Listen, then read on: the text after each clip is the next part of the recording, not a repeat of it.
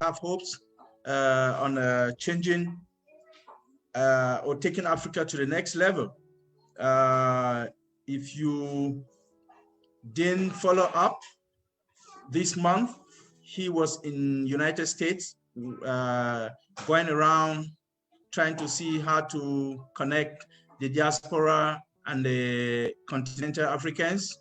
And he had to spare time to go right where George Floyd visited the family and spoke with them. So Professor PLO Lumumba, today is not his day with us, but very soon he will be with us. His disciples like Mark Bichachi are the kind of people we want to listen to because they have gained a lot from Prof, and they want to share with us their wealth of experience.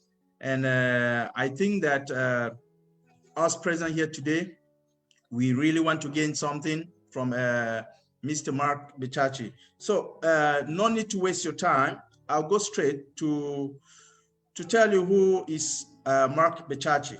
Mark Buchachi is a 34-year-old entrepreneur businessman, change strategist, trainer, communication expert, political analyst, and weekly columnist with the Standard newspaper.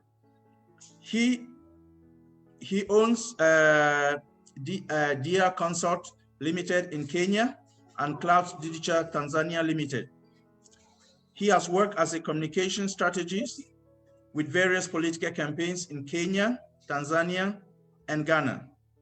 He has trained and spoken on the use of the online space in political communications in several African countries as well as in Germany.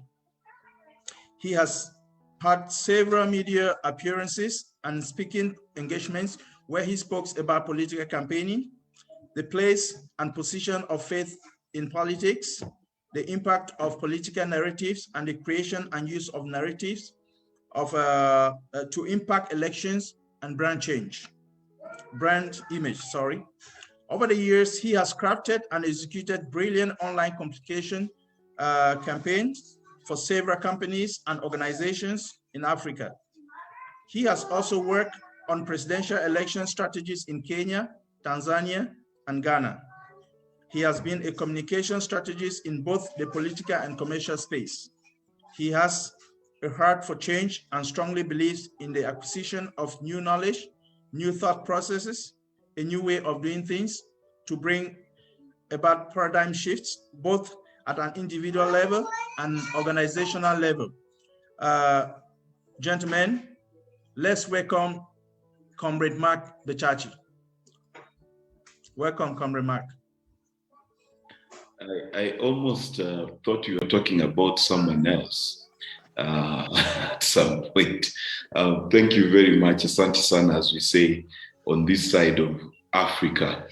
And thank you for this privilege to speak to these esteemed colleagues, esteemed Africans, all of whom are worthy of note and repute. Now, I'll dive straight into it because I'm told I have about, moderator, how many minutes do I have? 25, 30? To speak? We have an hour or less than an hour now to listen to you and get questions from the participants. We'll be receiving questions both from Facebook, YouTube, and here. Okay, excellent. All right, thank you. Let me try and keep it to under 30 minutes, but I have a lot to say, but I'll try and condense it. Now, let me start with a bit of a personal story. 2 years ago, I was put on the board of the Kenya Export Promotion and Branding Agency, which was a challenge because, number one, what does Kenya export? Well, other than tea and coffee, most of us would be stumped. So I got on a quick journey to learn what is it that Kenya exports. But secondly, that also meant I needed to understand what was the manufacturing state of our country. I am Kenyan. I just thought I should mention that. Now, as a Kenyan, I realized that our export capacity was quite low. In as much as we would want to export a lot outside Kenya. It is quite hard to find, for example, glass that is manufactured in Kenya in quantities enough to impact the world. At the same time, there was the challenge of branding my country, the challenge of bringing to the fore what is good, lovely, and fair about my country. Now, there is a lot. We've got nature, we've got people, we've got industries that are of note. We've got keystone technologies that have been launched in Kenya, M-Pesa being an example. But yet, my people suffered from a very low self-esteem and rather unpatriotic stance. And this brought me to study why. Why was that the case? While I was studying this, I found an interesting documentary done in the United States of America detailing how the segregation in housing in the early days of the 1920s had easily created a wealth gap between the Black and the white communities that brought issues to this day. And these issues are highlighted thus: that the average income for a family that is white in the United States is $88,000 a year, while that of a Black family is $22,000 to $24,000 a year.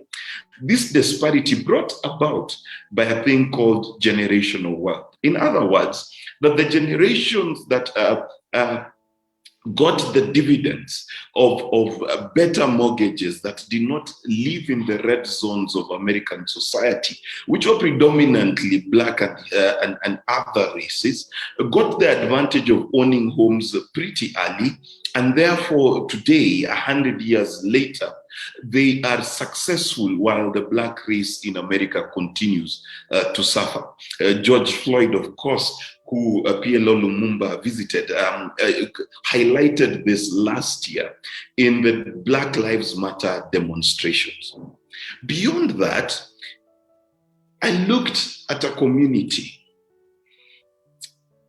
and I was saddened because there were two stories in one community. This community, I will call it Kenya. But in this Kenyan community, there are Indians who are predominantly businessmen and industrialists.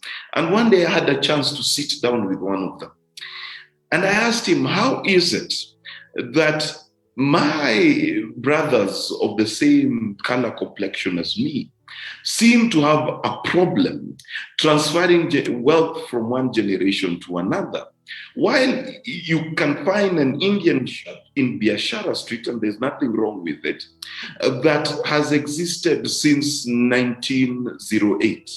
In other words, this shop survived colonialism, survived the upheaval of the 60s, 70s, and 80s, and is there today in 2020, 100 plus years later.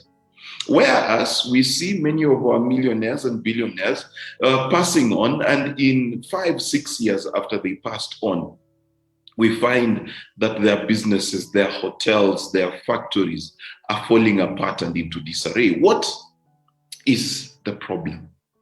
Not only for me as an individual who has children to bring up, but also for this continent that I love and this country that I love, that I hope one day will prosper and touch the upper echelons of world society. So I went back and I thought, if wealth is indeed about generations, let me find out about the generations of Africa and what happened to us in our generations. So I took a book, I took to Google, and I studied the generations of China. Now, if you go to Wikipedia today, and I know Wikipedia is not the most reliable source of information, but that's not my point. My point is, if you go to Wikipedia today, you will find a continuous history of China dating from before Jesus was born. Indeed, in the 1600s, you will find that China, and there's a reason why I picked the 1600s, I'll explain shortly. You will find that China had industry. You'll find that China had administration, and we'll find that China had a role, a society that they called the Ming and other dynasties that existed all the way to the early 1900s. Meaning that China had two things. Number one, it traded. Number two, it had a culture of statehood. Not for 50 years, not for 100 years. Then I realized why it was possible for the Chinese to develop as quickly as they did. Because China did not rely on 1950, when Chairman Mao came to conquer China and bring about the communist revolution. No, China pre-existed the British, pre-existed the Japanese, and had a history of what it means to be Chinese. When they talk about a Chinese dress, they did not need Alfred Mutua to do a competition to come up with a Chinese dress. They knew what it is. Today, if you walk into a Chinese restaurant, you know what you're going to eat. And therefore, one of the key tenets of creating generational wealth is we must have generations of culture. Generations of a culture we own that belongs to us. And the culture that is espoused and bounded by a thing called nationhood, a thing called belonging.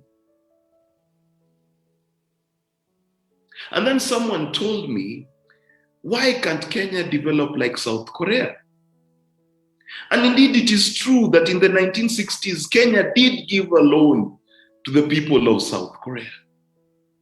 We were at par when we measured GDP.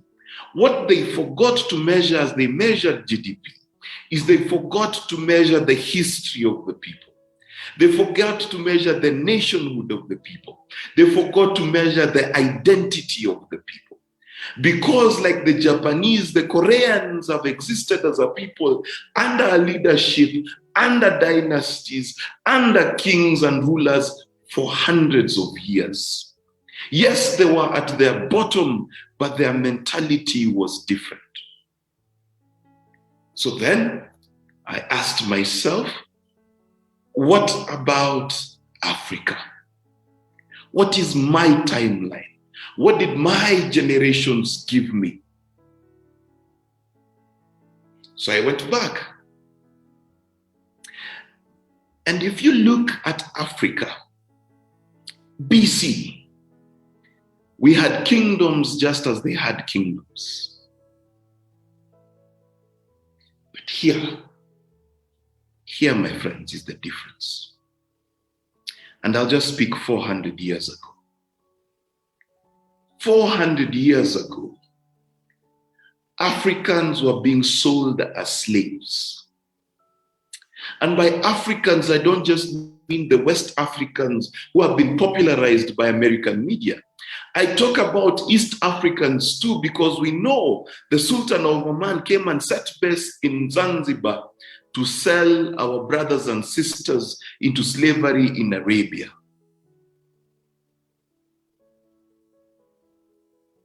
Africa became a place where kingdom after kingdom,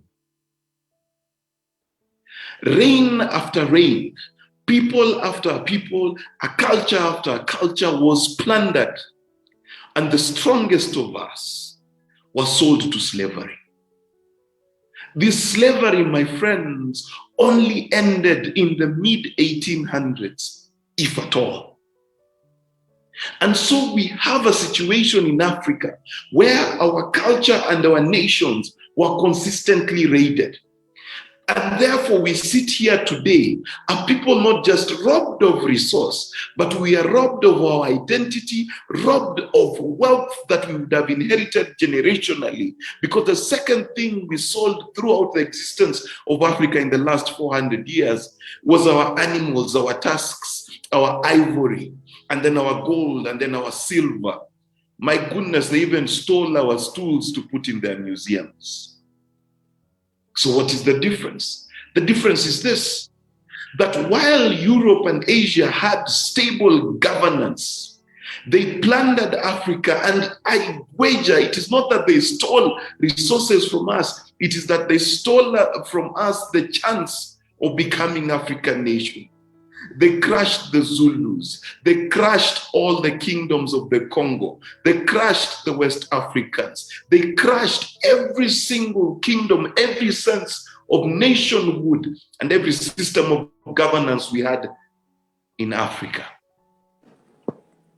And therefore, the African robbed of identity, whether slave or free, was a slave because mwachamila ni mtumwa tayari. We were slaves.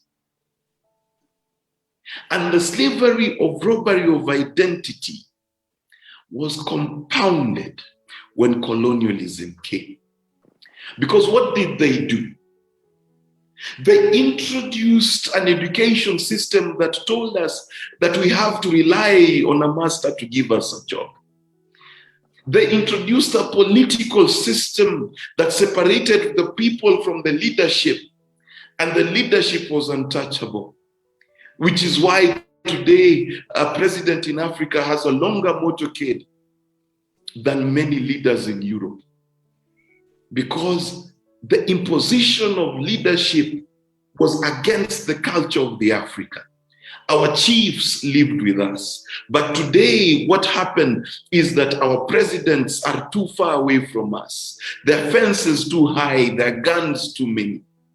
A relic of colonialism. But what also happened, and this is sad, that we created an infrastructure aimed at plunder. How are we plundered? Two ways. Number one, we created a railway not to connect Mandera and Moyale to Nairobi, but we created a railway to transport as much cotton, as much tea, as much coffee from where it was the richest to the port of Mombasa. So our infrastructure was created to exploit. In fact, a West African president said this upon independence. He said that it was easier to place a phone call to Paris than it was to make a phone call next door to Accra. Because our infrastructure was set up for exploitation. Our people were set up for exploitation. And we sang these songs and we told our young people that they should summer in English, they should read. And after that, all they can depend on is a master to give them a job. So after this plunder, Africa was given independence. I say given because I doubt we fought for it. Because if we had fought, we would still be warriors today. So we're given independence aimed at plunder. How do I know it is out of plunder? Because every single leader who imagined in their mind they will unify Africa, or they would live away from the stipends and the dictatorships of the West, they died. They died. Whether it is Sankara, whether it is the gentleman from Congo to whom the patron of this organization is named, they were all, except none, assassinated. Why were they assassinated? They were not assassinated to give Africans democracy. They were assassinated to sell us a lie we've believed to this day. And let me tell you what the lie is. Today in this world, the United States leads the economy. But it leads the economy because it has had 300 years of enslaving black people to work for them. The English, the French enslaved large hordes of Africans to work for them. They are wealthy not because they're entrepreneurial, they are wealthy because they stole from us. Because if you steal from our generations, you stole from me, Mark Bichachi, sitting here in 2021. You stole from me. Because you tell me what stone, what cup, what spoon do I have here? that I took, that my ancestors took from the British?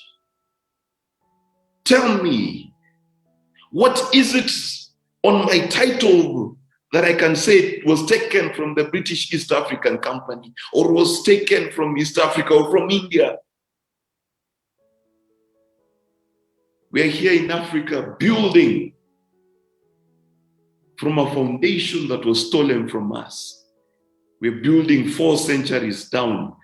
They're building 6 centuries up. Then you will tell me, oh, African, why can't you develop like the Asian? Why can't we copy Singapore and Korea, China? I'll tell you why we can't. Because we stick to the rules. IMF tells us your currency should be stable. The Chinese devalue their currency. The Koreans devalue their currency. Their currency cheats. Every nation today has developed off of the backs of tricking other people. But it's only in Africa where they tell us that let us stick to the rules of the IMF. Let us stick to the rules of development partners.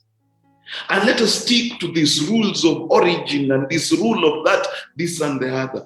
And by God, let us not put any kind of safe landing for our farmers, because that goes against international trade. So are people robbed? Are people colonized? Are people plundered? Must play by the rules. And yet, the thieves, the plunderers, have veto power in every major world decision. They can veto anything. Now you tell me, what world is that? That I come to your house and I rob you, and then I attain the privilege to veto every decision you make. Let me ask, which African country started World War I or World War II? If there is a country or a continent to veto the decisions of the warmongers of this world, it should be Africans. Pray tell me, when did you see an African cross the sea and go conquer Italy? You tell me, which African country has states like Guam, where you have citizens who are not allowed to vote? Tell me, do we have places like Puerto Rico, which cannot vote and yet are part of a country? Tell me, if you're going to veto, which African has done a crime against another race? How many Chinese slaves have we had in 400 years? How many white slaves do you have? And yet, we sit here today, obeying the rules of former thieves who put on a suit and became economic terrorists. So what must we do? What is the solution? I'll tell you the history of African solution finding. In the 1960s to about 1990, Africa was obsessed with 2 things. Number one, it was obsessed with government. And we educated our people to enter government, and maybe a bank or 2. And we did not make many entrepreneurs in Africa in the 60s and 70s and 80s. We manufactured many professors, philosophers, and this is good. But underlying that was an international fight between the communists and the West. And for a long time, African leadership did not need to worry about its economies, because What would happen is if the Americans would not help you, the Russians would. And one president in Haiti took great advantage of this. He was a doctor. And he would talk to the Americans and say, today, if you don't give me money, I'll speak to the Russians and they'll give him money. And the next day he would speak to the Russians and they'd give him money. And so for a long time, the belief was that we didn't care about our budget. Our governments were large and we employed everyone we could that left university, believing that governance was the biggest problem in Africa. Well, 1990 came. The Iron Curtain fell, the Berlin Wall fell, and then suddenly we were introduced to structural adjustment programs. Because the West, no longer having a fight with Russia, was tired of carrying Africans on their back. And so in many countries, our parastatals were shut down, Africans were fired, retrenched, given golden handshakes to go home because we needed to restructure. Our governments were too big. Thankfully, African countries also began to stabilize and development began to happen. And we've seen roads and buildings and cities come up. And we've seen title after title saying Africa is rising. And for the last 30 years across the continent, we've seen wonderful development. If development is roads and bridges. But there are two things I have not seen.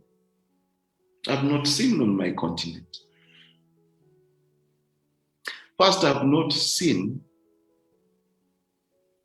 the rise of what it is to be African. If I invited you to lunch, and I told you we are having Tanzanian, Kenyan, Ugandan food, other than matoke in Uganda, you would not know what we are eating. And if you're Kenyan, you will say nyama choma. And I would ask you, which country in the world does not roast meat? Which country? If I asked you today, how many of you still know how our grandmothers smoked meat? We don't know.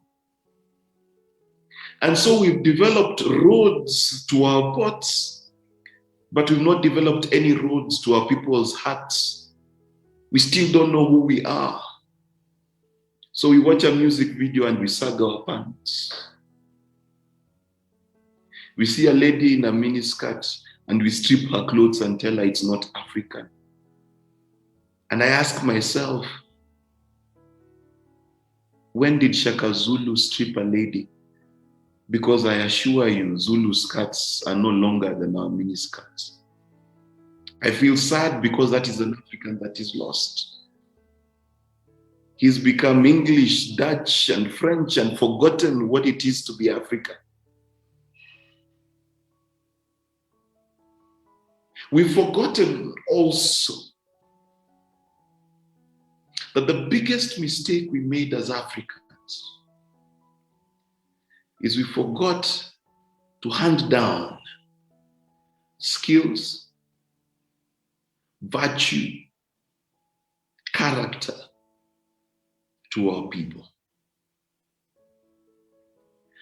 You and I seated there know very well, if you hire a Chinese, what kind of work they'll give you.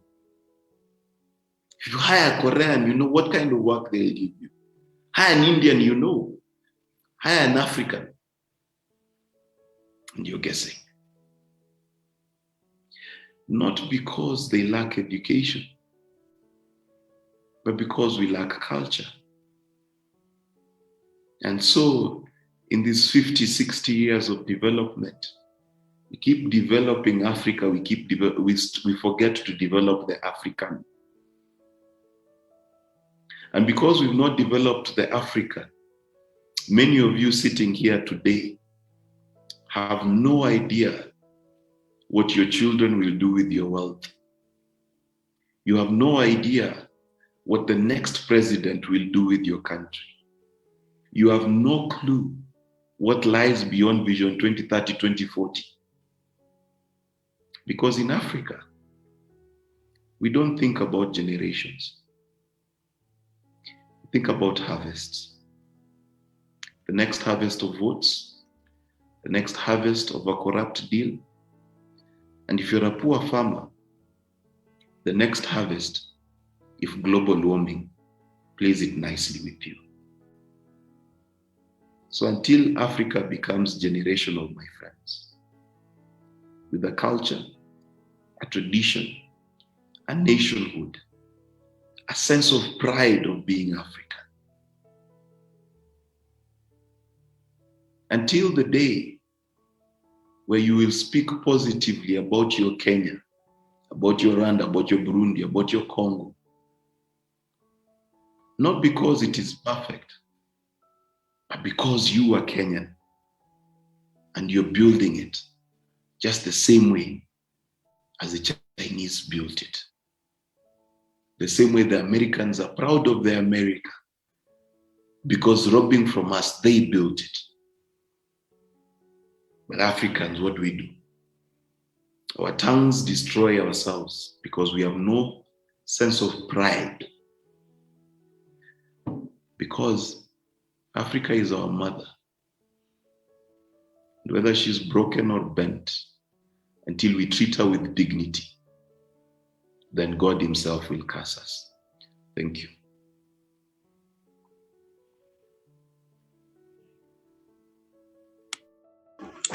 Thank you very much, Comrade Mark. What a brilliant presentation. Yeah, we can see our problem, respecting the rules. That is what is killing us. Yeah, but I think that many people will agree with me that this problem, most Africans know our problem. We lament about the problem. And now, we are more interested in the solution. How do we change this narrative? It is true, we were enslaved, and most of our organizations that is usually used to create wealth, destroyed. Yeah, you made a point that many people fail to look at when they compare Asia and Africa. They say Asians were colonized, Africans were colonized, Asians has moved on. Why is it that Africans are still there? But they forgot to understand how this colonialism worked in both continents. And these people maintained their leadership. It was there, but ours was totally destroyed. We know how many kings were sent into exile. We know all the trickery they did to cause problems that even up to today, we still experience with our kingdoms here and there. So can you please list, maybe put in a list form, or how can I put it? In a way that people can see the solution clearly, because I'm sure that many people who are here want to see how we can change our narrative and create wealth for our next generation, because we don't want to be in the same situation we don't want our children to be in the same situation like us. How do we create this wealth for the next generation? Thank you. Excellent question, sir. Let me start here. People argue that the biggest problem in Africa is corruption. No, it's not. The biggest problem in Africa is we have no pride. We have no sense of pride. Let me put it to you in perspective. If you were born in a mud hut, it is your mud hut. If you despise the mud hut, you will never see the opportunity in the mud hut. So number one, Africa must regain its sense of pride. Because only then will we see what we have. If you hate something, you don't see it, you become blind to it. And if you hate something, you abuse it. Which is why it doesn't matter how many anti-corruption laws we put up, but because we hate our motherland, we cannot ever see the opportunities. Now I'm seeing people say leadership is the problem. No. Let me tell you something, and I said this a while back. Number one, if you pick a potato from a bag of rotten potatoes, the probability that that potato is rotten is 1. In other words, if you blindly throw a stone within the Kenyan population, this population that overlaps does not respect red lights, does not support green lights, does not litters all over the place. The person who decides to pee on the neighbor's fence, if you make him an MP, he will pee on his constituents. So it's all about leadership. It's about the people. So we must restore a sense of respect, both of self and our motherland, number one. Without that, we're going nowhere. Because I can assure you, the Korean in 1963 was proud of being Korean. Yeah. The Chinese, when they were dying of hunger during Mao's Great Leap Forward, was proud to be Chinese. So proud were they that they killed every sparrow in sight. Pride. You cannot abuse that which you respect. It's impossible. If you want to prove me right, you try being corrupt against your own mother if you love her. But Africa is our mother. So what should governments do? Governments should begin programs that return a sense of pride to being African. We should teach African history that goes beyond the Kwame Nkrumah, the Jomo Kenyatta, and the Nelson Mandela. Tell me, where was my grandfather 400 years ago? Let me find that out. Give me a sense of belonging. However painful it is, tell me that story. Why am me? Why am me correctly me? Let me understand what this Africa is about. Then tell me about my opportunities. Our politicians are too good at telling us what is wrong. And in every country I've worked, the opposition is always saying, oh my goodness, we are collapsing. But let's change the narrative. What is the opportunity? What can I sell? What can I do? What can I build? Because it is only in the exploitation of opportunities that countries have developed. Singapore developed off a plan. South Korea out of a plan. China out of a plan. Because once you have a people who have pride, people who have a sense of belonging, then you need to tell them where they're going. So how does it work? When your government says it's building a road, then the people should believe in it enough to invest along that road. So we need to buy into a plan. And not these complicated plans that are in sessional paper number 1, 2, 3, 4. Thomas Sankara piloted a very simple plan that changed how many trees were planted and changed how many women participated in governance. It is that simple. It is that simple.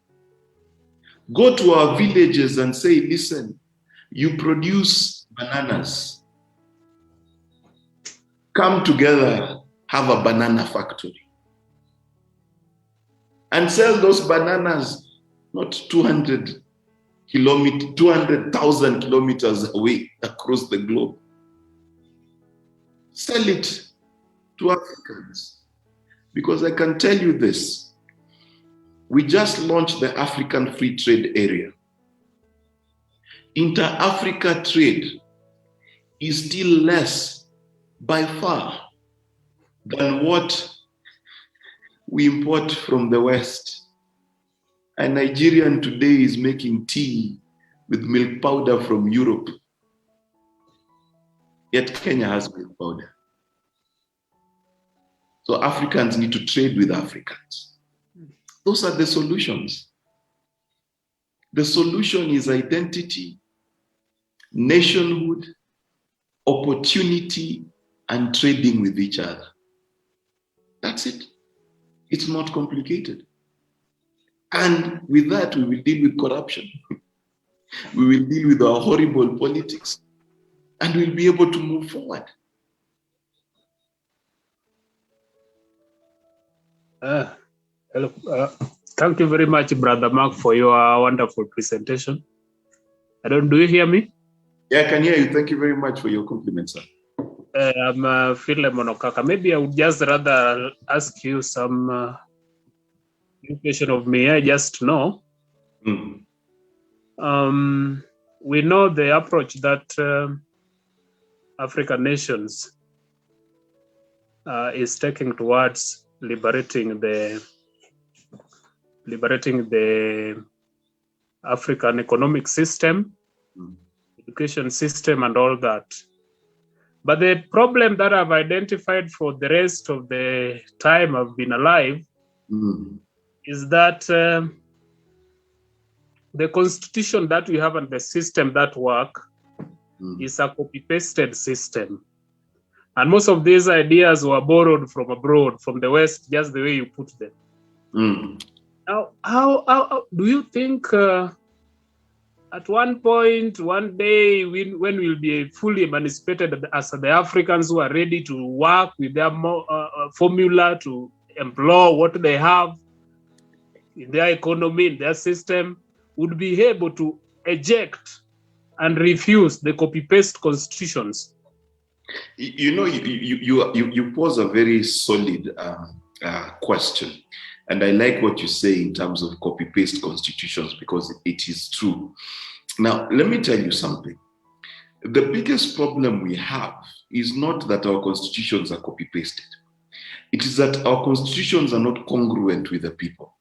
They do not face the realities of the people. Let me give you an example of the Kenyan constitution. The Kenyan constitution recognizes one nation, the nation called Kenya. Okay? The Kenyan people recognize 42 nations, namely Kalenjin, Kamba, Kikuyu, all these tribes. If our constitutions do not recognize our realities, we are lost. Let me give you an example, and I like using the example of the Germans. Germans are a very tribal people. The people from Saxony, from Bavaria, from Copenhagen, from all these different people, they are fiercely loyal to their tribes. Okay? The Swiss have 7 different languages within their blocks. But what they've done is they've taken cognizance of the reality of their diversity and made it a point that their law works and suits them. So the issue here is Africa again refusing its own identity and then choosing to live up to an ideal that does not necessarily bode well for Africa. I'll give you an example. This is not a constitutional thing, but it happens. One of the most stable countries in Africa is Tanzania. It's never had even a semblance of a coup. Now, why is this the case? Because from Mwalimu Nyerere to date, they recognize that there's a small island called Zanzibar that can never rise to the occasion of presidency. And therefore, when the president comes from the mainland, the vice president comes from Zanzibar. And today they have a president from Zanzibar. So the Zanzibari feel Tanzania. On top of that, they recognize that there's a Muslim nation and there's a Christian nation. So they alternate. You have a Muslim president, the next one is a Christian president. They also recognize that they need to choose leaders from smaller tribes because the big ones would dominate otherwise. So big tribes like the Chaga find it very hard to have a president. And it is this kind of thinking that if you go to Tanzania, you will find that a Tanzanian is probably one of the most patriotic people as compared to other Africans, because their political system, whether you agree with the CCM or whatever, that's a secondary issue, but their political system has given recognition to their various nations within Tanzania. So they have a sense of belonging. But if you look at the rest of Africa, we've got very excellent constitutions about inclusion and things like that. But we've not recognized in the framework of how our society works, include that, not just in the constitution, but in the culture of the people. So that's where our constitutions miss it. We do not recognize the realities of who we are. Thank you very much. Yeah, thank you, Comrade Okaka, for your question. Let's hear from Comrade Omarian Oscar. Oh, hello. Can you get me? Yes, we can hear you. Oh, yeah, sure. How are you? How's this evening? Good, good. How are you, sir? I'm okay. Thank you very much for this educative forum. Actually, I'm benefiting a lot. I'm actually from Zambia. Mm-hmm. I just wanted to add on and also to ask a bit of some questions. Like when you talk of, when you mentioned of something like we're lacking, as Africans, we do not have identity. We haven't come up. Our institutions, they don't tell us to be so patriotic about our culture,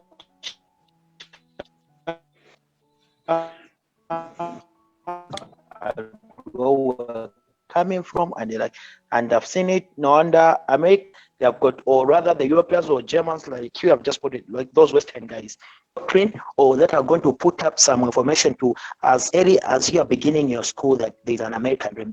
It do not have an African dream. And I also like that point where you mentioned of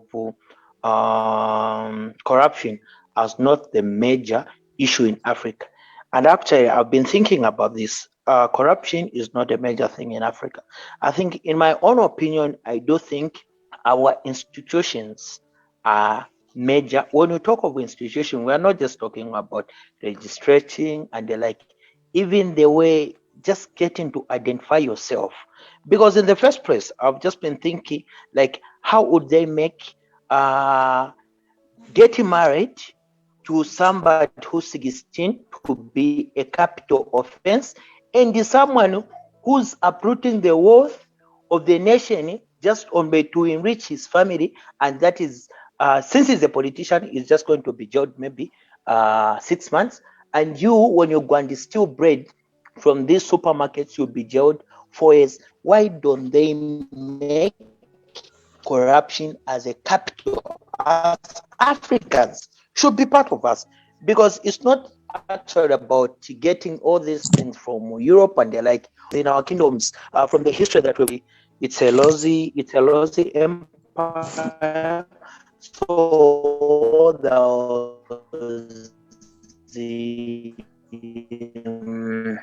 there was a king, and it was believed that steal food, you're going to be given more. But when you're going to steal something that is not, which is not yourself and your society, then you're supposed to capital punishment. And this is what is usually happening even in our society. I think that was really my contribution. And the other thing, I think, as African, we've failed to identify agriculture as a major thing that can drive our economy, and not actually we need to realize that economy, the growth of economy does not actually indicate the growth of development, and does not actually indicate the growth, or maybe probably anybody is going to benefit from the economy. So we need to come up with system that is going as growth, maybe probably I should say, as we get to realize that there is growth or there is development, we should also get to realize that our people are benefiting. There should be that social sustainability towards this global whatsoever the development and the like. That's my contribution, sir. Thank you very much. If I may answer that question, Yahya, is that okay? Yeah. Yeah. Very short answer. No. Actually, let me just respond then. Yes. Yeah. It's okay. It's okay, sir. When we talk about African slavery, okay, have we ever asked ourselves who brought the African slaves to the ships that were waiting, whether they were going to Arabia or America? We must understand that for a long time in the history of Africa, a successful king, a successful leader was one who sold out his people. Yeah, exactly. Okay, this is why culture is important to understand. We've got hundreds of years of history where people have succeeded because they sold out their brother. So let me give you an example.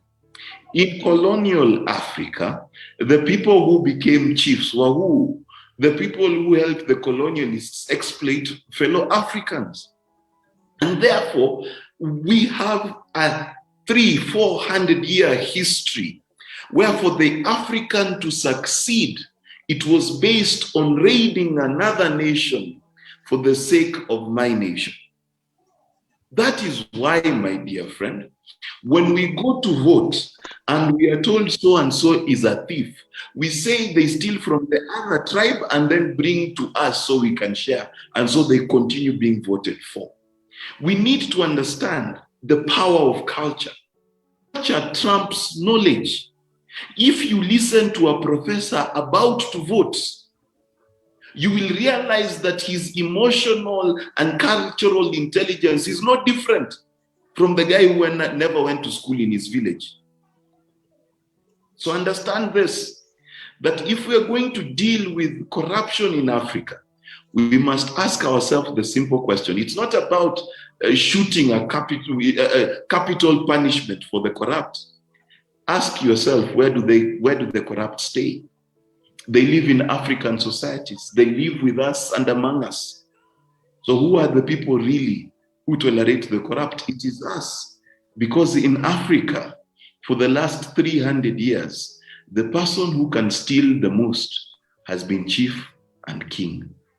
Which is why in South Africa, the guy who has stolen most, when he was arrested, we've seen the biggest demonstrations, not because of poverty, but because of our mentality, which is what? The biggest thief, the one who raids the other tribe, is the best leader. And this is the culture we've inherited. Over to you. Thank you very much. Yeah. Okay.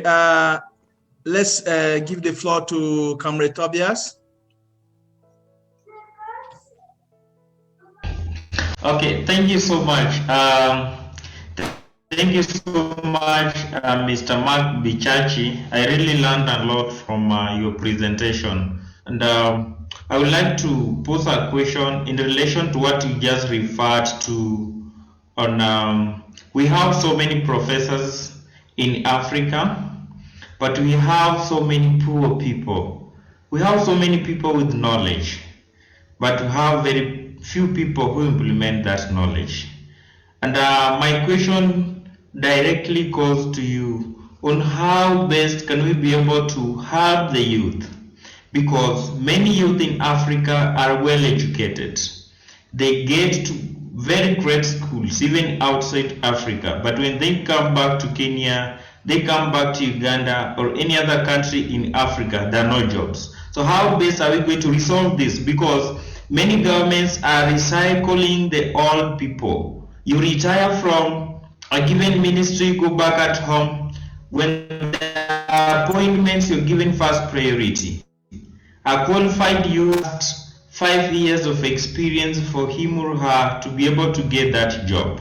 So how best are we going to handle this? Because for us to be able to see Africa grow, we must have also cover all generations.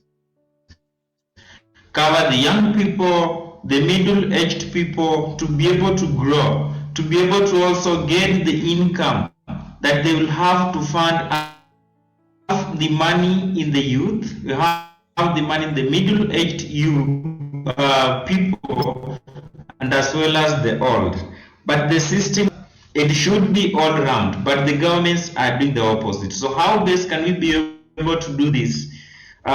Despite the fact that we are all educated with good degrees, good professional in different fields, but there are no wealth impact in different categories. Thank you so much for that, Mr. Mark Bichachi. Thank you so much, Tobias, for your question. I have a little joke I like to tell that in Kenya, the class 8 dropout is looking for a job. University graduate for a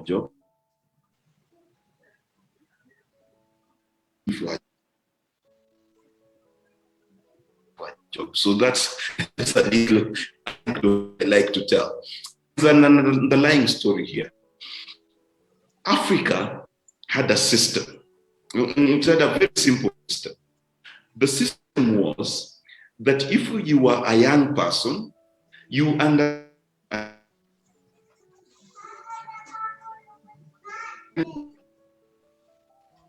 became an advisor. And this is how we knew leadership worked. Because if you the Maasai who have the privilege of continuing to practice their culture, you will quickly notice that each own leadership at a certain point. The Maasai nation realized that there's a thing called natural attrition, and therefore their age sets and their clans had to plan succession. But today, let us look at the Kenyan civil service. So indeed, the Ghanaian one, not other civil service. We've got a youth that is saying it is our turn to take over. Now, unfortunately, some recent we have no experience with the levels of leadership. And why don't we have experience? Because we went to university, but we were never mentored. You see, if you want to be the chief village, it's expected that you spend time learning how to. To give you an example of Xi Jinping, if you read in the 1960s, he was in government, learning administration. He wanted to be a mayor, learn how to lead a province. By the time Xi Jinping is becoming president, he knows what he's doing. Now today, let me give you an example, because it's in public record. An MP, a young Kenyan, went on record saying that we should chase away Tanzanians from Kenya, where we are trying to restore normal diplomatic trade relations with Tanzania. Now, I don't blame him, because he came from singing Kigeugeu to now tasked with national issues. He has no clue. Our political system enter young people. Young people enter schools. The CV you need to give us. So for us, there is no mentorship program, and there is no succession. I can assure you, it does not matter what retirement packages, youth empowerment packages, it will not work, because if you say 30% of government tenders need to go to the youth, fine, that is a good idea. But how many youth today even know how to fill a tender document? How many youth know how to go to KRA and get a clearance certificate for their taxes? It requires that, which is why I'm talking about identity. What should happen is businessmen in Kenya should stop tweeting inspirational quotes about how youth should succeed. They should start investing in startups. In fact, I dare say those billionaires who've stolen money, please stop building apartments in Nairobi. We have enough. Start taking that money to young entrepreneurs who you will work with them. them and bring them to your networks. Show them how to do their accounts. Show them how to do their business. Same with politicians. Uhuru Kenyatta is retiring next year. Who is his mentee? Who is an MCA that has grown under Uhuru Kenyatta? Move to banking, same story. So the issue really is not experience, degrees, and all of these things. We are following a red herring. What should happen is what the professor is trying to do here, that we need to be mentored. Let me give you my personal story. When I entered the board, telling you, I wrote weeks upon weeks of ideas that I was going to implement. I walked into that board, I realized I knew nothing. As educated as I was, I realized I needed to be mentored. I needed to know that there is a CEO, yes, but there is a clerk who, if they say no, nothing can happen in that organization. If you look at the United States and you look at the rise of any president, of any significant leader in the United States, you realize they've grown up in the ranks. It is in business, whether they have this investor account that started all the way in the Rockefeller age, that they believe investing in the businesses of others, in buying from each other. It's in politics where someone so bad gave him a chance to speak at the national convention. Whatever it is, if you look at the young poetess who gave a speech at the commencement speech, at the commencement of Joe Biden, you will see that they've seen 20 years ago and they're not leadership. Your neighbor, let me just correct my internet. 1 second, let me just back up here.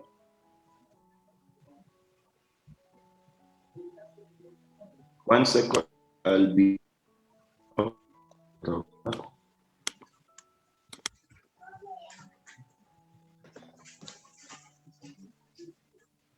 Am I back? Yes. That's better. Okay, excellent.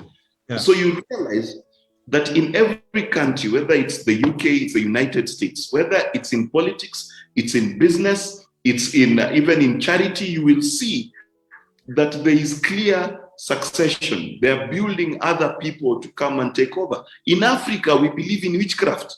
So if I do a business, I'll not tell you what I'm doing because you will destroy it. If you are selling potatoes, I will not buy your potatoes. I will import my potatoes from Europe because I dare not see another African succeeding.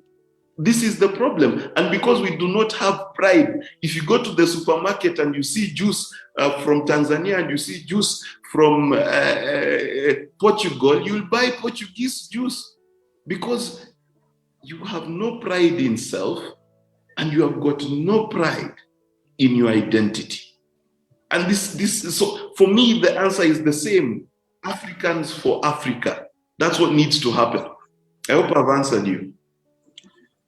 Thank you very much, Comrade Mark. Ladies and gentlemen, we are sorry that we are extending. Yeah, finally, Mr. Mark, there's a concern also as well. I do collaborate with the youth from different countries in Africa. One thing I learned is that many African countries, for us to be able to develop, there's one thing I also learned from America, as you say, that in the Western world, they identify the ability and the talent of a young person at the age of 3 years. They grow that talent. You've talked of mentorship. And we have seen so many innovations in African countries. Just to use an example of Kenya, where youth come up with innovative ideas, but those ideas, once identified, they're not harmonized and be grown and nurtured. Now, how are we going to ensure that the talents and the abilities of the youth that they have, personally, like to use as an example, so that we grow these talents and abilities. We have engineers who have the brains, not from books. They have content in a given field, but they have the ability to do something in a different field better than what they got from books.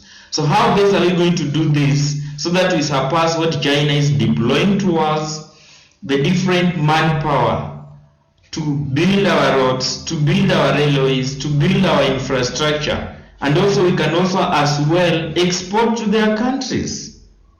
Thank you. Let me just answer that question in the shortest way possible. There was a video that went around of an 8-year-old boy, I believe it was, who was driving his father's car. And there was a huge uproar about how dare the father allow the child to drive. Now, Michael Schumacher started driving cars and rallying around at the age of 6. And that's why he became as great as he was. But now the problem there is the mentality. And this is the problem with the African mentality, because we're still colonized. You see, in much of Europe and in the West, your talent is enough to give you recognition. You can go to many universities, showcase your engineering capacity, and they will give you a degree.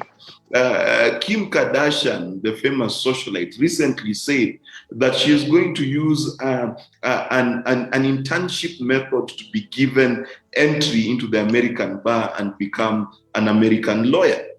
My friend, you can be very good at law in Kenya, but we have no mechanism of recognizing talent outside of what the colonialists left us. And what we don't understand about that kind of thinking is the colonialists' education was a way of telling you, you can't do anything until I say you can.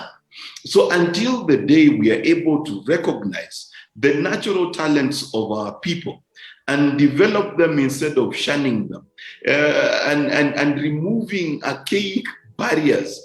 Because I remember we even banned some fellow from creating aeroplanes because he did not have a license from KAA. It's madness. Which license did the Wright brothers have? Who gave them a license? It is total insanity, you know. And this is the issue, that in Africa you can't do anything unless some other countries have done it, and then we go there for benchmarking so that we can come and copy-paste. In Africa, this is the problem of even our education system. It's a copy-paste mentality. So we do need to remove that, have some sense of African pride, and also try out some African innovations. Look at Techno phones or Huawei phones when they first came to Kenya. They were horrible phones. Remember Mahindra, the car that came to Kenya, within 6 months it was dead. Today, Mahindra is a world leader, owning some European car brands, serious European car brands at that. But why? Because Indians bought Mahindra, but Kenyans want to buy BMW. Yeah. Sorry. It's a pity indeed. Yeah, before Tobias came in, thank you so much. To apologize. Thank you so much, your father, of the participants, that we are sorry that we are extending, and I think it's because most participants like what is going on. So, Comrade Mark, just bear with us for a few more minutes, because I can still see many people want to ask questions. Like Comrade Lawrence, it's your turn. After that, we'll go to our Comrade leader from Liberia, Ato Awale. Thank you, everybody. I don't know if you can hear me. Yes, we can hear you. All right, Mark, great stuff there you're sharing. And the first thing that I just want to ask is this, because this information, you know, when we are on social media pages and all of us are talking in Africa, we rarely discuss things this deep. My question to you, I have maybe 3 questions, but one of the questions that I want to ask is this. Do you have this information written down somewhere that we can...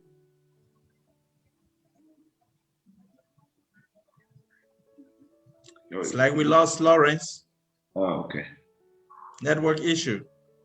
Okay, while we're waiting for Lawrence to reconnect, we'll go to Comrade Leader Ato Awale, who is the PLO Lumumba Foundation Liberian chapter president. Please, Comrade Arthur. Yes, thank you. Thank you very much, Brother Little Prince. And thanks to the guest for today. He did very well in terms of identifying the problems we have. So my question to him is, what are we doing together to solve this problem? Before I can leave the line, he will tell me his, and I will tell you what I am doing to solve the problem back home in Liberia.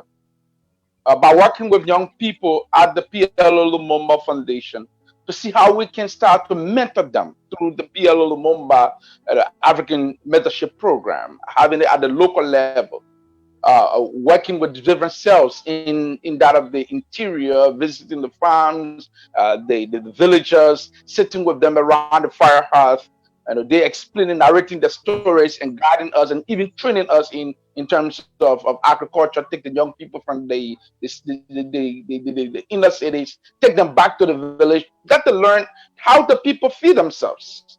So I believe that with that, it would be great. But Prince, this is a very, very powerful method you guys are using. Now technology is here. Why can we use this kind of platform and create the PLO pool of knowledge or whatsoever? You know, that you can remain in Tanzania and teach young people in Liberia in the cells of 15, 10 in one area, 5, 6 in another area, where professor can come and teach them in fish farming for Kenya, in tea growing.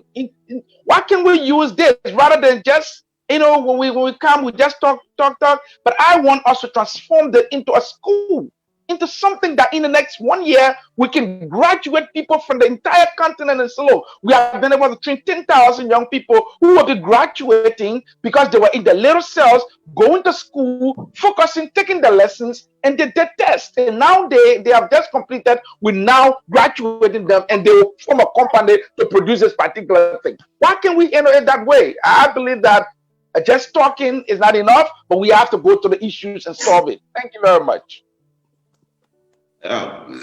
Comrade, I love your passion. I love your passion absolutely. Now, I was asked a question, and I will combine that with your statement. I was asked, what have I done? Have I written this down? The answer is yes. Have I published it? No. And the reason I haven't published it is simple. And that then leads me to now answering what the comrade has asked. What can we do? One of the things I came to realize is, number one, we need to do African industry.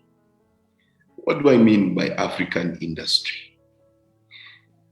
There are skills that we have as Africans that are unique, that we've not industrialized. An African, for example, has the skill to keep a sheep, a goat, in the most arid areas of these countries we have.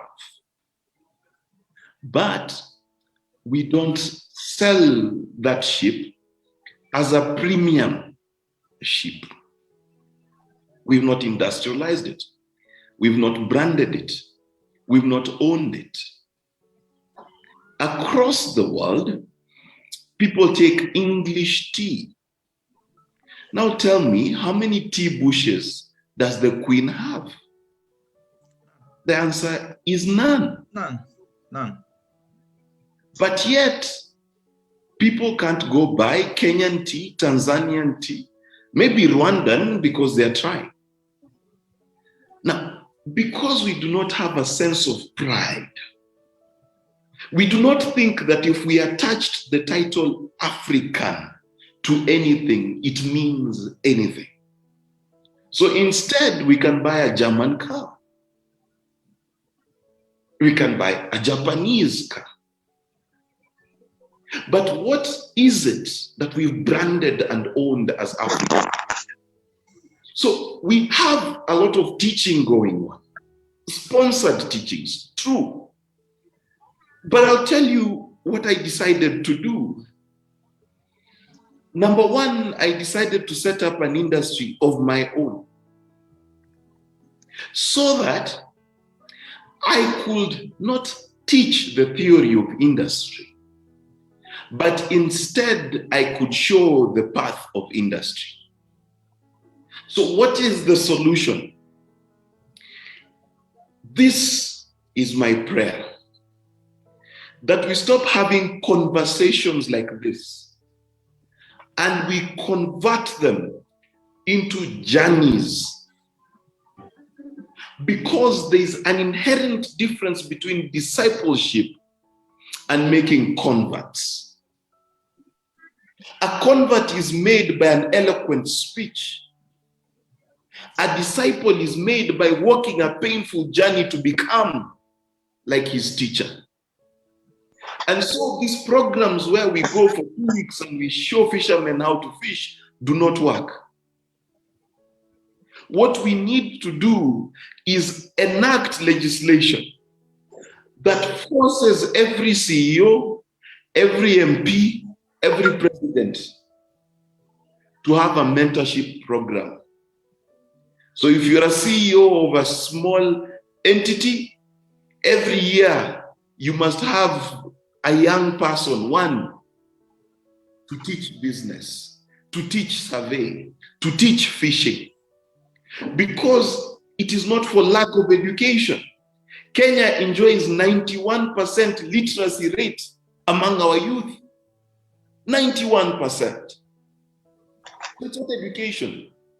It is fusing our journeys so that Mark Bichachi doesn't talk. Mark Bichachi has 30 young people who in my organization, I am teaching them how to work. Leave us alone. Where's the remote? Sorry, someone is looking for a remote. I'm teaching them how to do what I do. And it's not a 1-year journey. Some have worked with them for 5 years, 6 years, 8 years. So that by the time, if I died today, there is 2 or 3 or 10 or 15 of them who will be able to say, I lived life with this man. I didn't read his inspirational quotes on Twitter, his inspirational talk on YouTube, but I lived, breathed. And if we begin to do that, Africa will begin to change. Indeed, that is how Jesus changed the world. Whether you believe in him or not, that is how Muhammad changed the world, whether you believe in him or not. And that's how Buddha changed the world, because there were people who could say, I have walked with this person. Thank you very much for the response. Let's hear the question from Comrade Chinedu. Chinedu, please unmute yourself to ask your question.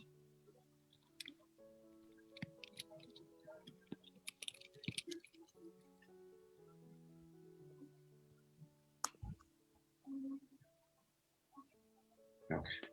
Good.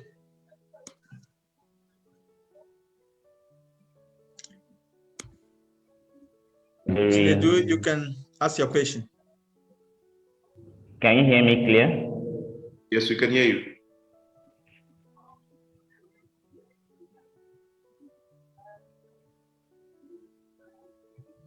Okay. Chinedu, we can hear you, and we are waiting to hear from you. Okay, it seems Chinedu is having some problem. Let's hear from Lawrence.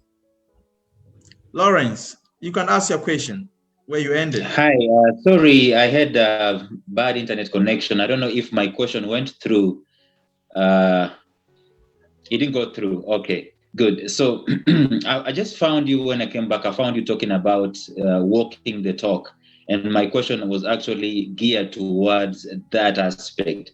Because when I joined the talk, you were discussing extremely beautiful elements, beautiful philosophy, beautiful history. You have actually brought us to where the problem came from. And I've been wondering, are we having this information somewhere that we can be able to share with ourselves, with each other, have discussions like this as much as possible? because our biggest darkness, as I was saying, is not, corruption, as you've been saying. Our biggest darkness is ignorance. Our biggest darkness is lack of this information, lack of this philosophy, lack of this direction. So have you gathered this information in a place that we can be able to download, so to speak, and have discussions continuing? I mean, this kind of discussions, I think our conversations will be the ones that will maybe direct our change. That's the first thing I wanted to just stay in passing. But then to me, the most important aspect, we've been discussing, we've been talking, I'm looking at myself and I'm asking, practically, where do we begin? And I know it's a massive, massive thing that we need to do to change, and it's urgent. It's something that has got to be done by yesterday. But where do we practically begin this? We already have status quo dictating us. School is already there, dictating how things are being done. We're complaining about the government and complaining about our elections, our politics, and so on. But practically speaking, even if it's a big, humongous task, where can we begin to get these things changed? Where can we begin to change our narratives? Maybe as countries, maybe as individuals. Where exactly do we lock in and we just know that now this is our mission, let's do it? Okay. Now, your question first, where is this information? I'll tell you my journey. I had to research a lot to find out what happened in Africa. And the information is out there. The problem is we've not compiled it. And the compilation in my belief today is not necessarily in a book.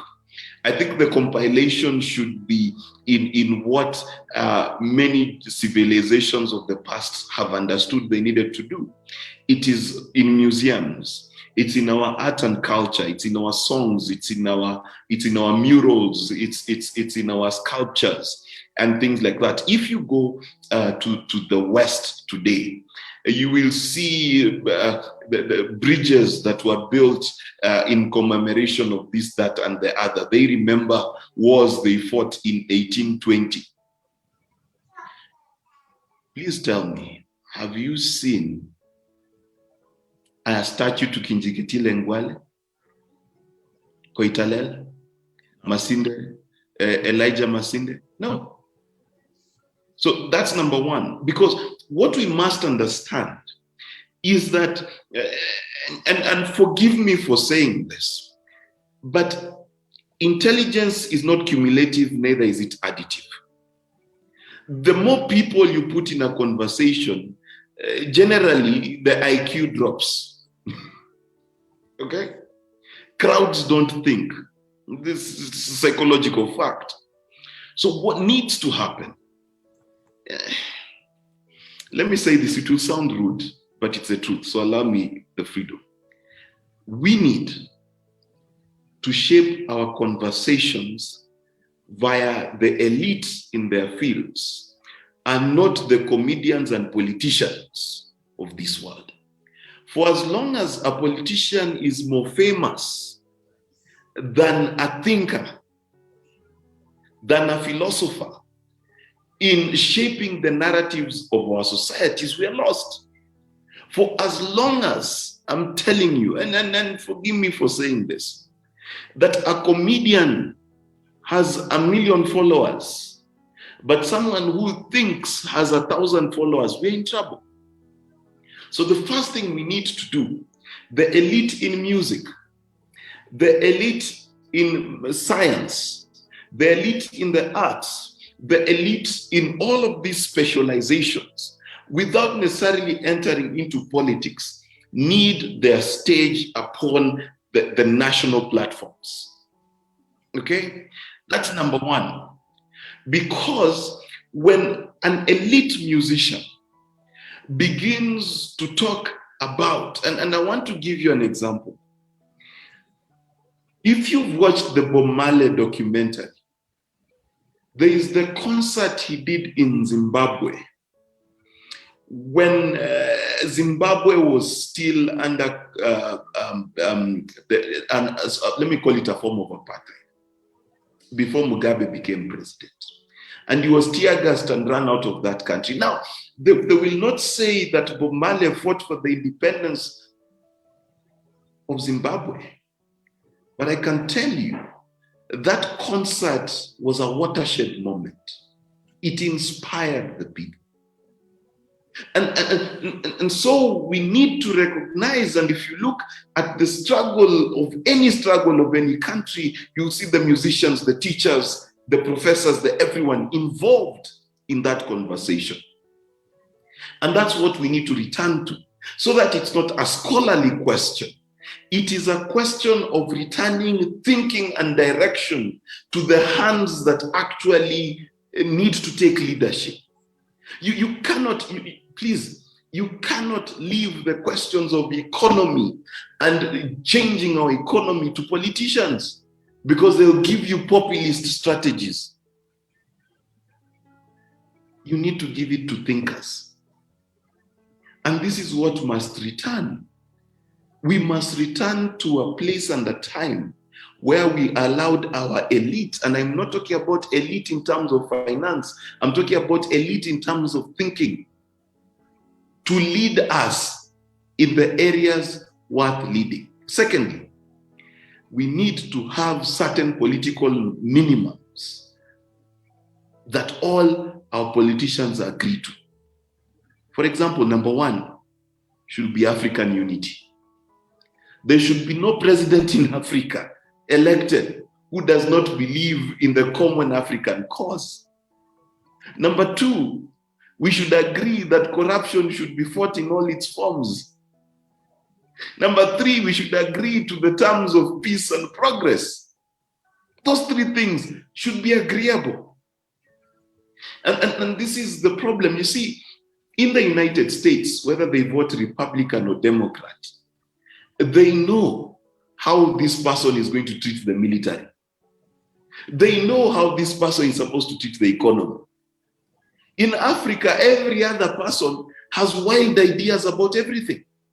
So what are the bare minimums upon which each African leader agrees, whether they are a village chief or a prince, or they sit at the top of our countries? These are the things that we need to do. Thank you very much for this response. And then, Chinedu, if you are ready with your question, you can ask it. Okay, sir. Good evening, sir. Good evening, all. Good evening. Yeah, my question goes like this, sir. I just want to know, because I'm very glad to hear, sir, something of this discussion, talking about youth empowerment in Africa. And it's something very enlightening and very encouraging for us, the African youth. So, because in one of William Chapter's book, The Destruction of Black Race, he said that, for people to be conquered, their minds must be first conquered. And that's actually what is happening to us Africans. We see ourselves as, substandard beings.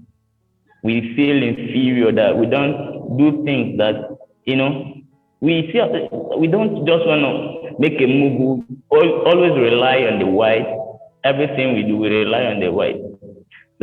And since the youth have seen a little bit light, from what our forefathers, our fathers saw. So I want to ask, is there any unified platform whereby all the African countries, majorly the youth, are represented, to discuss issue affecting Africa entirely, just like this discussion we are having now? And if there is any unified platform where all the African... Sorry, it's like we lost Chinedu again. Okay, while we are waiting for Chinedu to reconnect, let's go to, it's like David Aluodo. Okay, continue, Chinedu. Okay, the question I asked is this. I just asked the question, is there any unified platform where all the African...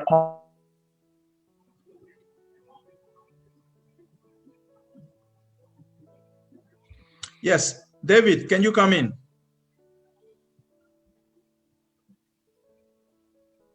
Hi, everyone. Hi, David. Hello. Sorry, I'm in some place where lights are not very favorable. Okay. Oh, thank you so much, Mark Bichachi, for this wonderful presentation. I just have two concerns. One is that as we have eroded our own leadership system, in the sense that we rely on the exported domestic policies from the West and the East, and we bank on them, and we try to explain the same to our people back home without really finding our own culture, whether it will really blend in. And because people back home really believe that leadership is political, we will always obey and work with whatever is explained to us without really making our own culture. And to take you back, in the recent past, we had kings and queens ruling Africans. And we hardly had cases of handling people back home or squandering resources until that time when we were sold to the idea of democracy. And my question is, do we really understand what democracy is? And I think that is where African problem really emanates. To me, this is what democracy is, and this is our major problem. And let me explain to you. We have, say, 2 million voters, right? By the tenets of democracy, 900,000 people, the winner. And the remaining 1.1 million people reject the winner. So the 900,000 guys are represented and the 1.1 million guys are not represented. So is that democracy? That is one question that you need to put around. And second, people are campaigning on democratic space. Do they use resources or they are campaigning based on ideas? Of course, they use resources. They use money to entice you. And because poverty reaches among the 75% of the voters, definitely you will vote for that person who gives you money, who quenches your thirst, and at the end of the day, when he sells those policies, you'll go straight. So my main concern is this animal called democracy. If we could go back to the monarchy system based on cultural concerns in Africa, which is a little bit too late now because capitalism has swept everything away, then Africa would be the real Africa that it was. Otherwise, thanks so much. You know, I love your question. And I think it was Aristotle at the beginning of the experiment called democracy who asked a basic question. And the question he asked is, who is allowed to vote?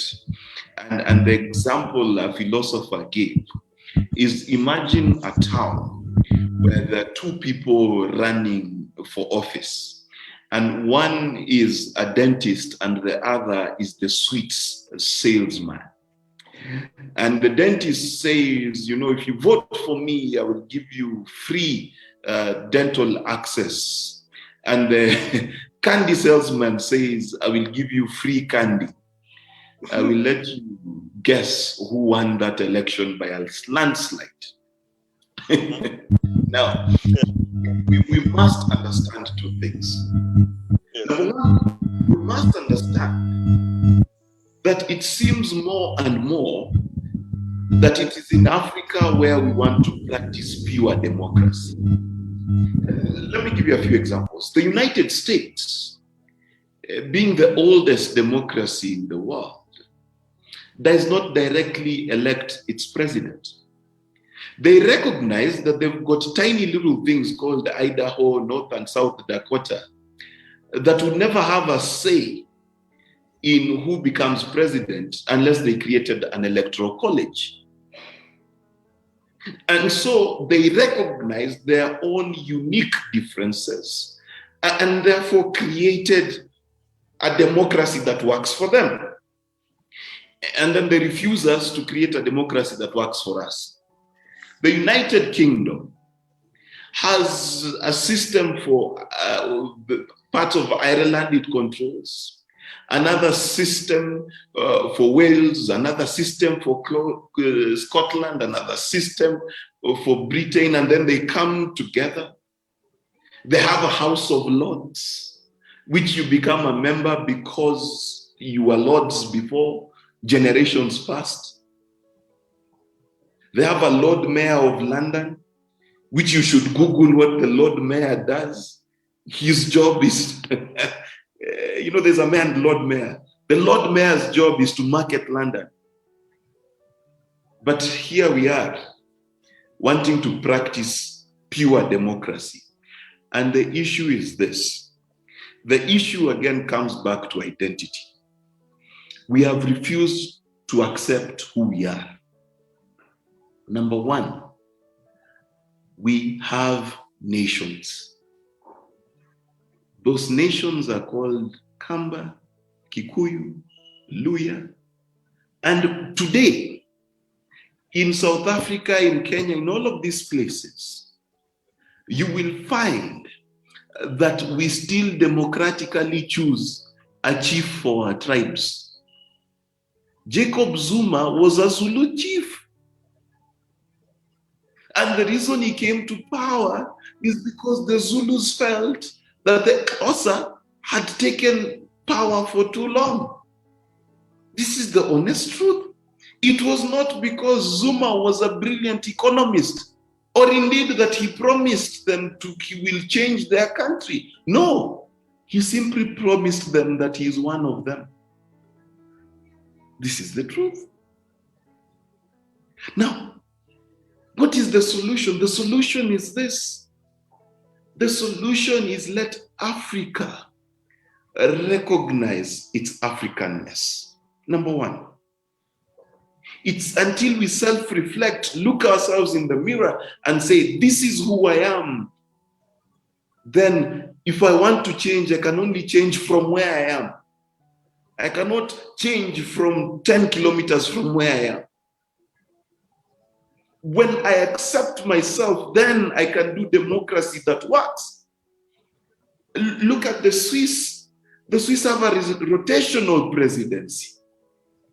Do you see anyone complaining? The British live under a dictatorship. They have a monarch who has no term limits. You can vote for a prime minister, but their law says she can fire that prime minister whenever she wants. Do you see them going to the UN to discuss why they live in a dictatorship and pay for a very old lady and her children to live in very expensive houses? It works for them. It works for them. Leadership is not a one-size-fits-all. Leadership is about a people looking at themselves and finding a leadership that works for them. And that brings me to my second point. Our President Uhuru Kenyatta said something that made me sad. He said that when it came to developing the COVID-19 vaccines, African countries, South Africa, Kenya, all of these countries were used in the testing and proving of these vaccines under institutions like KEMRI, etc. But who owned the intellectual property? The Europeans and Americans. So we are here begging to be given access to vaccines that we helped to develop. And we don't have the IP of it to save our people. Now we want to stick to the rules. So let us look at intellectual property prepared and fashioned by China. which intellectual property does China respect? And if we're to respect intellectual property, then why did the Europeans steal gunpowder from the Chinese, mathematics from us, and civilization from us? Didn't they learn agriculture here? So let's start with those patents. But ours, we give free. Theirs, they want to keep. India became a pharmaceutical giant. Why? Because they breached the law and said we've got 1 billion people who are poor, who cannot afford your expensive medicine. So we are going to create generic medicine for our people. Sue us. In Africa, today we are telling our people to wear masks because we've gone to beg Europeans to give us vaccines that are about to expire. Because we respect the laws of people who stole from us. It is insanity. If Africa is going to develop, we need to play by our rules. And our rules are Ubuntu. We shared. That is it. We gave. That is it. So in Africa, we didn't know an IP. So let us return to what it is to be African. Let us be proud. Do you see a Chinese apologizing when he kills a snake to serve you? Yet when they come, we want to give them their eggs and bacon in our hotels. My friend, Africa for Africans. If they don't want to eat our food, accept our democracy, or respect that we don't respect IP, let them stay in their countries. I'm sorry. Okay. Yeah, that is the truth. That is the truth. We must speak the truth. The time has come. We have to be speaking the truth. Yes. They come to Africa, they eat ugali. That is it. And to be frank with you, many of them, that is what they even want to try. Unfortunately, we try to give them what they have been eating all along. And then they leave with nothing to learn from our culture. It's a shame. So, Comrade Omarion, it seems you have another question. Please, you may ask your question because we'll be rounding up by the top of the hour. So, come on.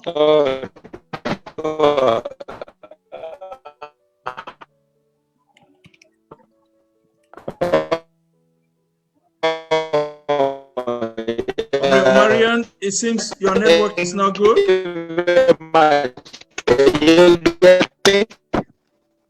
Did he type his message, his question? Yeah. Hello?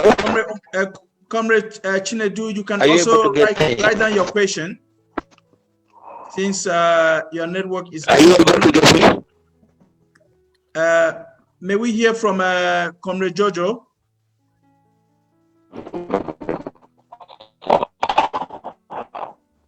Good afternoon, good morning, good evening, comrades, wherever you are. This is Jojo. I hope you can hear me. I have a brief comment. Hello.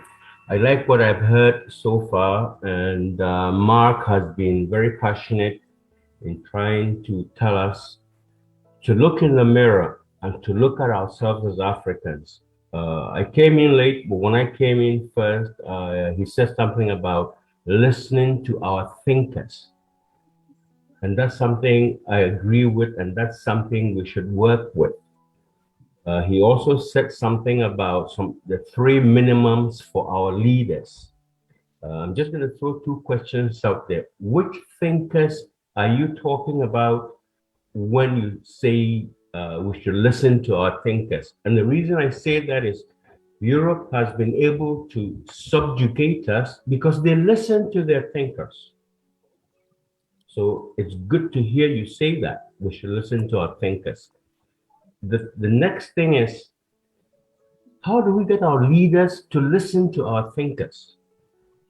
Now, that's critical, because if we can't find a way to let these people or these so-called leaders who rule us, if we can't find any direction from our thinkers, then I think we're lost. And I will just preface that with this.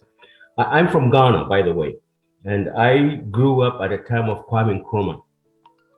And when Nkrumah came to power, of course, all of us knowing, we knew his mission, but he brought with him some thinkers. He brought with him W.B. Du Bois, whom we all know. He brought with him George Padmore, and all these people are buried in Ghana. Today, if you go to Du Bois, Dr. Du Bois's, where he lived in Ghana, it has become a shrine, but we don't listen to him anymore. George Padmore, when he died, Nkrumah brought his ashes and buried them at the Osu Castle. Today, those ashes are missing. So what are we doing? And one of the things we should know is that Europe never wants us to unite. And one of the thinkers that I listen to usually is, or I read about, is Fanon. And I'm encouraging those of us, if you haven't read Fanon, please read him. One of his messages to us is, we should unfollow Europe. We should give back everything we've learned from Europe, everything. Because as long as we listen to Europe, as long as we quote Europeans, and by the way, I'm sorry to hear, when I came on, I hear some of our speakers quoting European thinkers. Please, let's stop that. We have that knowledge. I heard you talking about democracy. One of the best democracies ever practiced, the democracy of the Ashantis. We should study the Ashanti democracy. There were other democracies.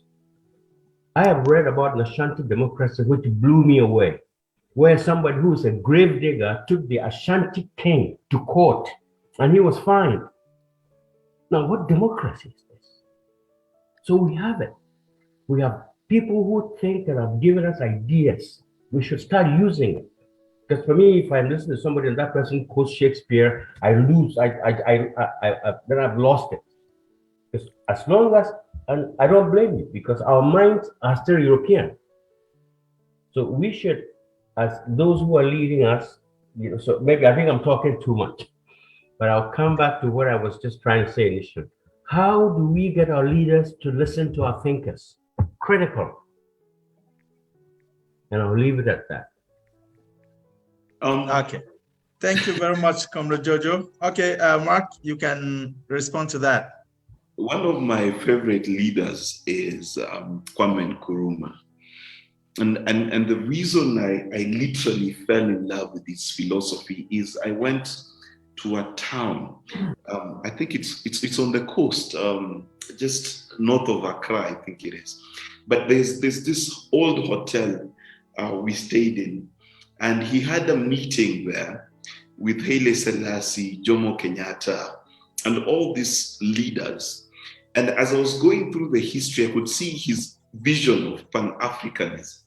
And the fact that he spent a lot of Ghana's resources, actually, almost to the point of bankrupting the country, in supporting the struggle for other leaders to the extent of accommodating them at certain points.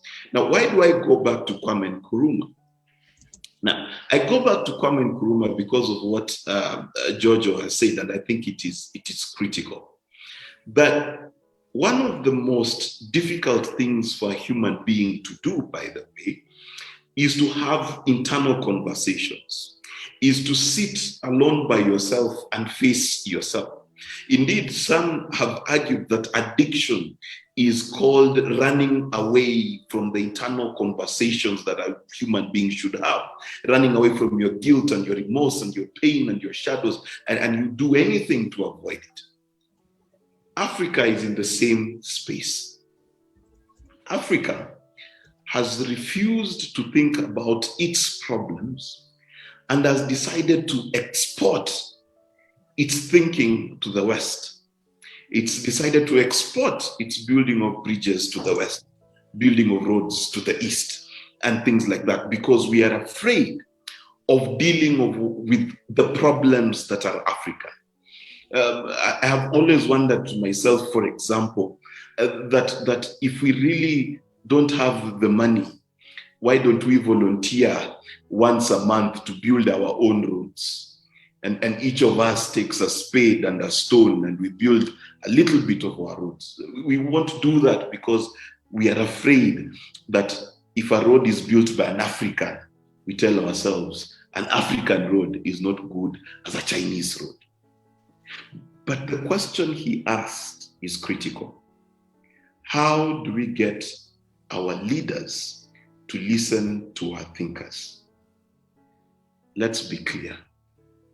If you look at the order with which African society was created, there was no chief without a council of elders. One of the amazing things about Ghana, and I worked in the campaign of Nana Addo, your current president, in 2016. And I learned about a brilliant invention the Ghanaians have. And that is a panel of eminent persons who are empaneled to do a very simple task: to advise the president and to approve decisions by the president. Now, it may seem simple, but to be empaneled there, you need to be an eminent person, an elder. One of the things that we need to inculcate and do so quickly is in our social strata. We need to create a place for our thinkers. Let me explain. You see, in American society, they know very well that the politician is a populist and he wants to do things that are popular. So they created an institution, and I'm not discussing whether it's wrong or right, but they created an institution called lobby groups. Now, whether the lobby group is for the Rifle Association, or it's for bankers, or it's for workers, or it's for Christians, what they do is they come up with policies and then get money to fund their policies. And then literally what they do is they buy the politician to do what the thinkers want. It is the reason why the banking sector is safe. It's the reason why the electronic sector is safe. Because they're able to influence two things: what is popular for the politician, and two, what is the policy the politician is going to push because of the money they give the politician. Now, why is this important? In Africa, by and large, you find that it is not the voter that buys the politician, it is the politician that buys the voter. And the voter expects that they're going to change the destiny of their country by waking up at 6 o'clock in the morning to vote once in 5 years. It is insanity. So what do we need to change? If you want your politician to listen to you, you must change the flow of money, and the flow of money changes which idea. So we need to create a buffer between the politicians and the people. And we need to create, for example, let's say the 100 or so of us who are here. We need to create the PLO lobby group, where we identify certain issues in society and we decide that we are going to sponsor 100 MCAs, 100 MPs, 20 senators, enough to make sure when our agenda comes for voting, whether it's at the county level or the national level, we can push our agenda. Because you cannot trust that the masses will come up with a policy. It is impossible. So those of us who are endowed with the ability, whether it's financial, influence, or thought, need to take our thoughts, create them into legislation, then decide to put a carrot and a stick in front of a politician to vote the way we want. That is what must happen. If we expect they're going to do it out of the goodness of their heart, then we also expect Jesus will kill Satan tonight. It cannot happen. We must be clear that politics is not, listen, I work in politics, so I'll tell you, politics is not about the ballot. Politics is about the money and who controls the money. And I'm not talking about money to rig elections, because it is money also which blinds or opens the eyes of the people. So we must create a class of thinkers who create legislation, and they pay for this legislation. How? By paying for the leaders to get into office in the first place, sponsoring the bills in parliament and different levels of government, and getting it done. That is the only way it can be done. I don't know whether I've answered your question, my brother Hughes. Oh, sorry. Okay. Well, very. I'm impressed, and I think you are there with me, and I will just end it by saying, I grew up in the days of Nkrumah, but when Nkrumah was overthrown, I was 17 years old, by the way. So, and one of the things I have learned up till this time, or one of the things I learned at that time, is when Nkrumah came to power and he had Dubois and Padmore, these thinkers were active in government. I mean, for example, I remember when a delegation or let's say delegation had to go to Russia, this delegation will spend time with Padmore. For Padmore to really indoctrinate them, tell them about Russia, tell them what they will see, tell them how to look at certain things. And this is how Nkrumah was able to do a whole lot. So I like the approach we put across. I still think there's a bit of a jump there. How? Because you see, and I'm glad you played a role in Akufo's government. I hope he still listens to you. If not, then I think you made my point. We should be able to make these people listen to us, but half the time they won't, because now they control resources, and they can even kill you if they want to. So as far as I'm concerned, you've said something, but there's still a jump there for me. How do we, you can form the pressure groups, you can form the lobby, but if the lobby group doesn't have any clout, could be a civil society. I just think there's a jump there, and the leader really has to commit to Pan-Africanism. I don't know if I'm making sense. Sorry, mate. Sometimes I keep rambling because maybe I'm getting too old, but I don't know. Anyway, you can take up from here. Let me tell you, and I see why you're saying I'm taking a jump, and I'll tell you my experience with politics, and how decisions are made. A lot of the decisions are made by politicians, and they are moved by only two things. A politician is a creature of fame, that means winning the people, and two, finance. Because a politician knows in 4 to 5 years, he's got another election coming. These are the only chances to exploit a politician. Now, African politicians, as you correctly put it, are also the owners of capital. This is sad, really. But they are also averse of using their own money to campaign. Okay?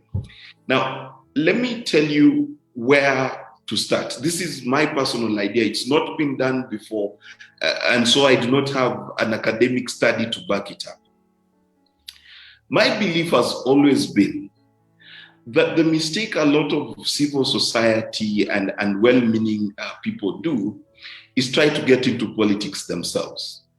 Because when you try to get into politics, you find yourself needing to say and do the populist things your opponent is doing. So for example, if your opponent is giving out money to be voted for, you will be forced to give out money. It's the game, and that's how you've got to play it. But now, the shift that needs to happen is two things. You need to become the source of money and the source of ideas. Meaning basically that throughout the life cycle of a politician, and not just before they run for office, but throughout the life cycle, you make them aware that they need you. They need your financing. Okay? Now, if you choose, and let's take a county or the province, the Ashanti province, okay? And say at local leadership, we are going to sponsor, let's say they've got 60 legislators at the local level, and say we're going to sponsor 31. We want 31 to win office because we want to pass some bill. And we tell them, we are going to finance you from today to campaign all the way to the next election, provided that number one, you bring this bill to the floor of the House, and number two, you pass that bill. If we create that culture, we have a chance of having thinkers influence the politics.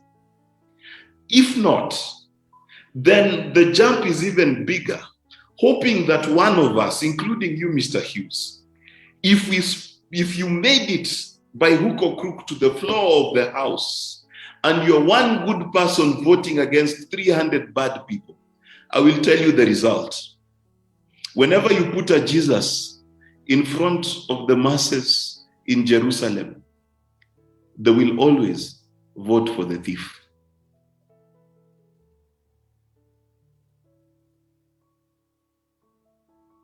Over to you. Yeah, I think this is a good, maybe a good place to stop, because that is the truth. That is the truth. The strategy must be there, and there is nothing we can do. We must play based on what is available to us. Yes. That is it. If we want to change it, it's only when we are there before we can change it. But for now, that is a field we have to play on it. Slippery or slanting, that is a field we are playing on. So we have to work on that. Mr. Mark, I think you did a very great job. I can see that even up to now, although we extended it to an hour plus, people are still here. This means hopefully we would like to have you again next time, because the conversation is just so good.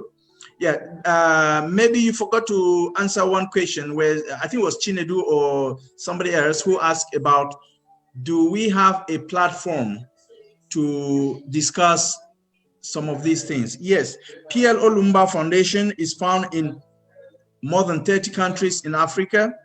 So in any country you find yourself, you try to join the chapter, because many of these mentorship are shared there, and they are informed when there is a speaker coming to talk about a point. Yes, and then Comrade Arthur also talk about not just talking, but action, because this is what most Africans have been clamoring. Yes, action has to be taken, but then if you notice, very few Africans have emancipated. We are still mentally slaved. So this talk, we still have to keep talking. There's no way talking will be going on concurrently with action. So like he talked about skills, very important. And I think at the headquarters, we are working on that. Then you have Kwame Nkrumah Ideological Institute, which you know, just like Comrade Mark said, Dr. Nkrumah put a lot of resources, Ghanaian resources, to make sure that Africa was something. And Kwame Nkrumah Ideological Institute was one of the institutes to try to reform Africans to think alike so that we can move the continent to the next level. So you guys are all invited to try to learn about what Kwame Nkrumah Ideological Institute are doing. They are on Facebook, YouTube, and many other platforms that will be shared with you subsequently. Then, so before we go, I would like our project director, Comrade Amos Onyango, to say thanks to Comrade Mark and all the participants. Comrade Amos, please. Thank you very much, my brother, comrade Yaya Salifu, all the way from United Arab Emirates. I just want to take this opportunity to thank you first for the good work you have done in terms of ensuring that questions for Africans were able to be passed. I also want to take this opportunity to thank our guest, who is full of knowledge. I didn't know that he has this much knowledge, and I think I need to carry my notebook to his office, and I beg for 5 minutes of his time every morning if there is that option of doing so. But I also want to take this opportunity to thank all the 38 African countries that we are present, from wherever they were joining from. I know some were having difficulties in terms of joining online, but I also want to convey my sincere apology to those who are not able to log in, but the conversation is recorded. We can always share with you this conversation. So I'm very grateful for this opportunity, Mr. Bichachi, and we hope that this is just the beginning. And I can test that from your talks, you have been doing a lot, and from even the issues that young people have been tackling in Kenya, you have been forefront in terms of supporting the intellectual property of young people. So I'm very much grateful for the good work you are doing, not just for Kenyans, but for this continent, because getting people like you is very difficult. So I will take this opportunity to thank everyone who has been listening to us, who have been joining this conversation, and we will keep on this conversation, and we hope that Mr. Mark will join us in the near future, because you are not able to exhaust all your wisdom. And I know you don't own the wisdom, you don't own monopoly of wisdom. Once we share more, we are able to learn from one another, just as Comrade Jojo from Ghana has shared some wealth of knowledge with us. So I leave it with here, and I want to say thank you for giving us chance to give you the platform to talk to young people. We are really grateful for the good work you are doing to this continent, Mr. Mark. Thank you. Medanse, Siabonga, Asante, and thank you. Okay, so ladies and gentlemen, I think we are done for today, and we will say thank you very much and see you again next time. Thank you. Thank you very much. I don't know if Mr. Mark has the last words. Let me say this, that one of the most dangerous things that you can do in life is despise yourself and despise your mother. Africa is your mother. You are the child of Africa. Love yourself and love your mother. Asante sana. Thank you very much. Thank you, guys. Thank you very much, guys. Yeah, thank you. Okay. Have a good night. Yeah, thank you. Goodbye. Bye.